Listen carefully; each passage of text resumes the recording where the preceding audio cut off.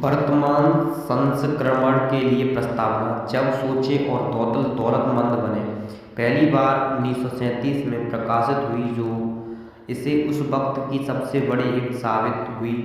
Dan Cornly की किताब how to win friends and influence people और नॉर्मन विसेंट पील की पुस्तक the power of positive thinking के साथ यह किताब भी उन पुरुषों और महिलाओं के लिए जरूरी किताब बन गई जिन्हें जीवन और अपने कैरियर में सफलता चाहिए। 15 मिलियन से अधिक किताबों की बिक्री हो चुकी है। यह पुस्तक लाखों लोगों को गरीब हस्ता निराशा से निकलकर समृद्ध की ओर जाने में रास्ता दिखाने वाली सबसे महत्वपूर्ण किताब रही है।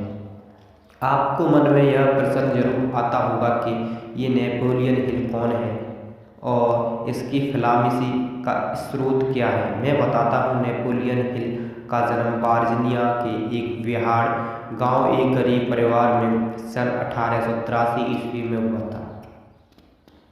वह 12 वर्ष की आयु में अनाथ हो गए थे और रिश्तेदार की अनेक देख रेख की गरीब की वजह से उन्हें शिक्षा प्राप्त करने में कठिनाई हुई।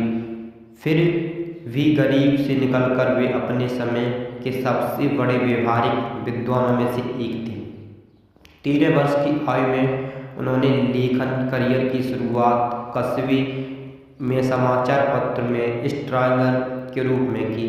स्ट्राइगर एक रिपोर्टर जो पैसे के हिसाब से अपने आसपास की खबरें को समाचार पत्र में लिखता। गरीब से निकलने के उनके संघर्ष के बाद उन्हें इस बात को जानने की जिद पड़ गई कि लोग संपत्ति कमाने और जिंदगी में खुशियां पाने से दूर क्यों रह जाते हैं। आपने जिंदगी को सही गति से आगे बढ़ने के लिए उन्होंने कानून और पत्रकारिता दोनों को पढ़ाई की। रिपोर्टर्स के रूप में अनेक करियर्स ने उन्होंने कानून की पढ़ाई करने की मदद की। उन्हें उम्मीद ब्रेक तब मिला जब उन्हें प्रसिद्ध व्यक्तियों की सफलता कहानी लिखने का मौका मिला। उन्हें जब अपने ऊपर भरोसा हुआ कि जब मैं एक महान कवियों की अपने हाथों से एक कहानी लिख रहा हूँ। उन्होंने उन सफलता व्यक्तियों में से एक साक्षात्कार विश्व प्रसिद्ध स्टील मैग्नेट मिस्टर कॉनरीड को मिल लिया। कॉनरीड इस पत्रकार द्वारा इतना प्रभावित हुए, उन्होंने इस पत्रकार को इतना कमीशन का ऑफर कर दिया जिससे उनकी ज़िंदगी के 25 वर्ष कट सकते थे। यह प्रोजेक्ट था उस दुनिया में 500 सफलतम लोगों के साक्षात्कार लेने थे, जिससे यह पता लगाया जा सके कि ऐसा कोई सफलता का सूत्र निकल कर आए जिसे एक आम इंसान भी उपयोग कर सके और असल को हो सके। उन व्यक्तियों में उस व्यक्ति के सफल, असफल और रईस लोग शामिल थे, जिसमें Thomas Alva Edison, Alexander Bell, Henry Ford, Charles Eames, Thomas Johnson, William Rusting Junior, John वेक्टिम विलियम आदि जैसे इसमें उपस्थित थे। इस दौरान एंड्रू कॉर्नेहिल ने मेंटर बन गए, उन्हें उस सफलता को फॉर्मूला को ढूंढने में मदद करने लगे। सोचे और दौलतमंद बनने की सफलता ने उन्हें एक व्यवहारिक नेता, लेक्चरर और एक लेखक के तौर पर स्थापित कर दिया और हिल को करोड़पति बना दिया।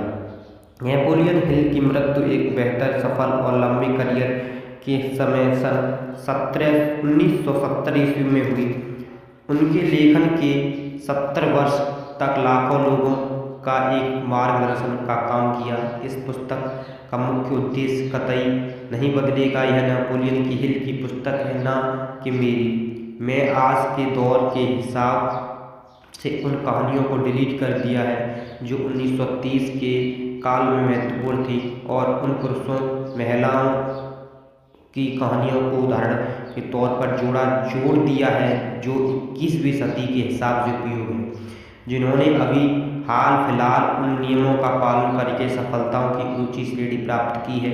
नेपोलियन हिल के सफल कहानियों के साथ उन व्यक्ति में भी मिलेगी जिन्होंने उसके समय उच्चतम उपाधियां शामिल की हैं, जैसे बिल गेट्स, मेरी एक एड्स, ऑर्नल्ड के क्रोच, माइकल जॉन और अन्य। नेपोलियन हिल के द्वारा सिद्ध किए गए दौलतमंद बनने के नियम भी आज को पाठकों को लिए भी उतने ही उपयोगी एक महत्वपूर्ण हैं, जो इन नियमों को समझ जाएंगे और इन फिलॉसफी को अमल में लाएंगे। वे लोग सफलता और खुशियों को अधिक आकर्षित करेंगे, बजाय उन लोगों के जो इन नियमों को स्वीकार करने में मना कर देंगे। नेपोलियन के नियम को पालन करने के लिए तैयार हैं। ये नियम आपकी ज़िंदगी की सोच में बहुत बदलाव ले आएंगे। इनसे आपको ज़िंदगी में मस्ती और खुशियाँ को साथ जीने में मदद मिलेगी। आप उन दौलतमंद लोगों की श्रेणी में शामिल होने में सहायक हो सकोगे। ये आपकी पुस्तक डॉक्टर आर्थर RP L ने लिखी है, जो 2024 में लिखी है।